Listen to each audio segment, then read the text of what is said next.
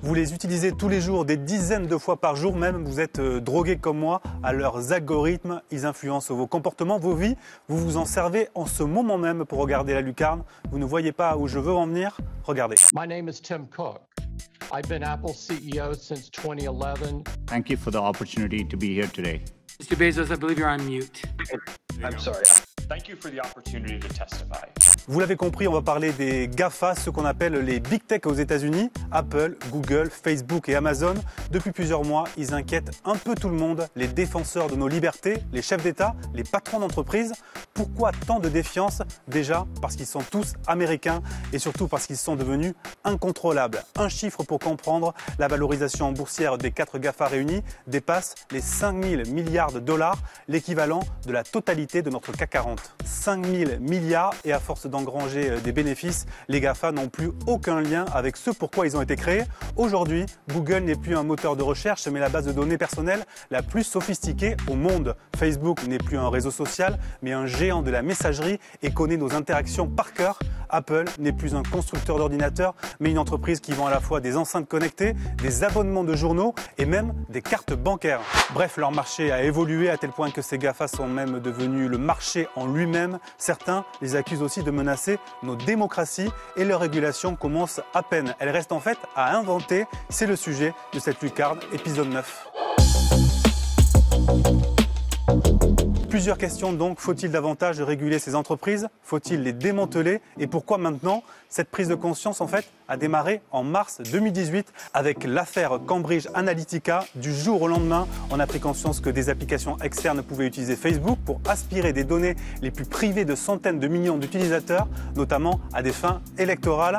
Avec cette affaire, le monde entier a enfin pris conscience que Google, Amazon ou Facebook connaissaient absolument tout sur vous, sur moi, jusqu'à nos habitudes les plus intimes, nos conversations privées, nos numéros de carte bleue, nos adresses. Bref, qu'on leur avait tout donné gratuitement sans même le savoir. Et ce hold-up de nos data n'a pas démarré en 2018, mais depuis la création en fait des GAFA au début des années 2000. C'est leur point commun et leur fonds de commerce. Nos informations personnelles valent de l'or. La surpuissance de ces sociétés pose aujourd'hui un problème à nos démocraties et au marché, mais l'arsenal pour les ralentir ou les défaire paraît bien insuffisant. Les lois antitrust aux États-Unis existent, elles sont efficaces pour les sociétés classiques, mais pas pour les GAFA, car écrites au siècle dernier. Pour bien se rendre compte, je vous ai sélectionné 2 passages des auditions des grands patrons de la tech devant le Congrès américain. C'était en juillet dernier, 2 passages qui montrent pourquoi un texte de régulation sur mesure pour les big tech est désormais devenu indispensable. Le premier exemple concerne Facebook et Instagram. Je vous remets dans l'ambiance. Instagram appartient à Facebook depuis 2012, année où Mark Zuckerberg a racheté l'application pour 1 milliard de dollars. Mais ce qu'on ne savait pas, c'est qu'avant ce rachat, le patron de Facebook avait posé un ultimatum à ses copains d'Instagram. Le deal, soit je mets en ligne l'application Facebook Camera qu'on est en train de préparer et je vous fais une énorme concurrence, soit on devient copains et je vous rachète. Regardez, c'est croustillant. Has Facebook ever threatened to clone the products of another company while also attempting to acquire that company? Congresswoman, not that I recall. And I'd like to just remind you that you are under oath, and there are quotes from Facebook's own documents. Did you ever use this very similar Facebook camera product to threaten Instagram's founder, Kevin Systrom? Congresswoman, I'm not sure what you would mean by threaten. I think it was public that we were building a camera app at the time. That was a well-documented thing. In a chat, you told Mr. Systrom that Facebook was, quote, developing our own photo strategy, so how we engage now will also determine how much we're partners versus competitors down the line. Instagram's founder seemed to think that was a threat. He confided in an investor at the time that he feared you would go into, quote, destroy mode if he didn't sell Instagram to you. Congresswoman, I want to respectfully disagree with the characterization. I think it was clear that this was a space that we were going to compete in one way or another. I don't view those conversations as a threat in any way. C'est ce qu'on appelle du gros chantage industriel. Autre exemple avec Apple. Chez eux, toutes les applis disponibles sur l'iPhone passent d'abord entre leurs mains et Apple a un droit de vie ou de mort sur elles. Depuis janvier, 60 millions d'applications ont même été bloquées par Apple, qui considérait que ces applis ne correspondaient pas vraiment à leur cahier des charges. Les développeurs, eux, en face, n'ont presque aucun recours. Et quand leur application est disponible sur le store, il faut le savoir, Apple prélève 30% du moindre revenu dégagé. Au fil des années, Apple est donc devenu le gendarme et le banquier du marché des applications sur l'iPhone, sans jamais en avoir eu l'autorisation. Écoutez la réponse de Tim Cook, PDG dans l'entreprise. Does Apple have the power to exclude apps from the App Store? If you look at the history of this Congresswoman, we've increased the number of apps from 500 to 1.7 million. So there's a very wide gate for the App Store. And there's fierce competition for developers, and we want every app we can on the platform. If Apple is a gatekeeper, what we've done is open the gate wider.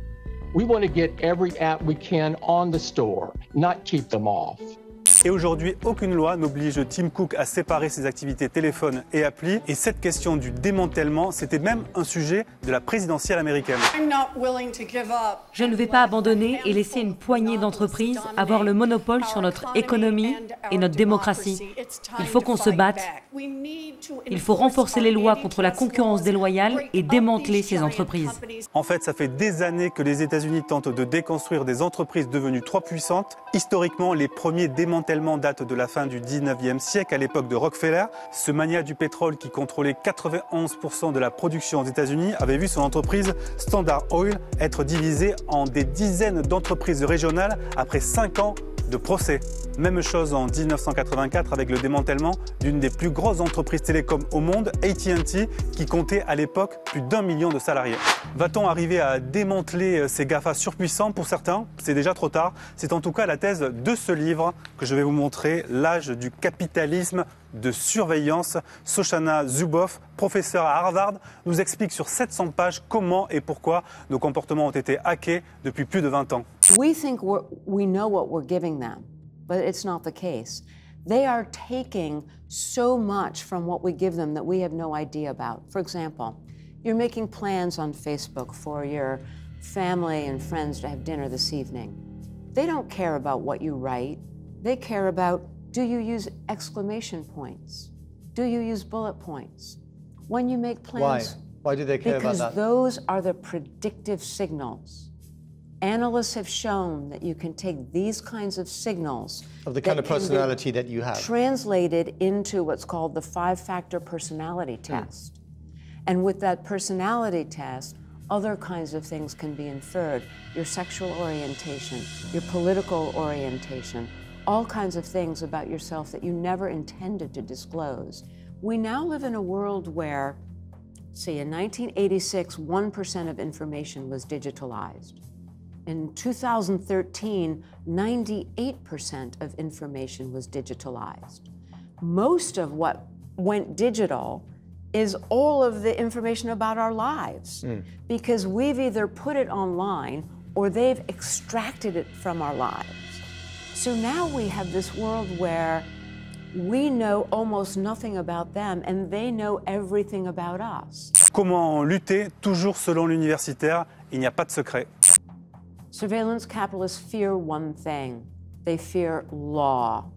The way law will come will be from all of us banding together as collectives, as cities, as neighborhoods, as regions, to understand what is happening to our society and our democracy, to mobilize our lawmakers, and to insist on law. Et en Europe, on fait quoi pour réguler ces GAFA? Début décembre, un texte d'envergure va être présenté, le Digital Markets Act. Son but, redonner un peu plus de pouvoir aux citoyens et aux professionnels qui utilisent ces plateformes au quotidien.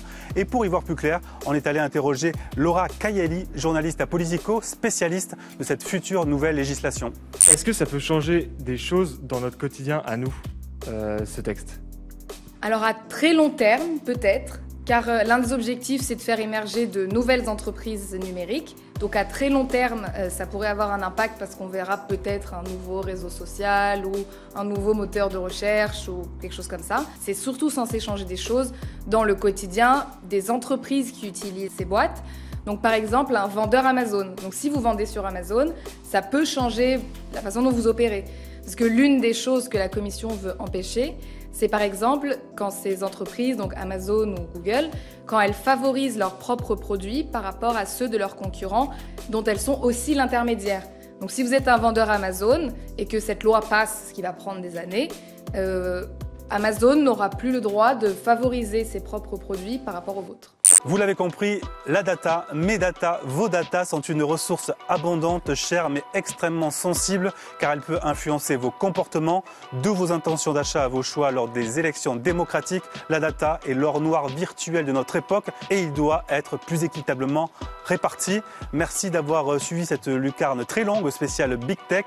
Merci à Harold Grand de l'avoir préparé, aux graphistes de l'avoir mise en image. On se retrouve très vite dans un nouvel épisode.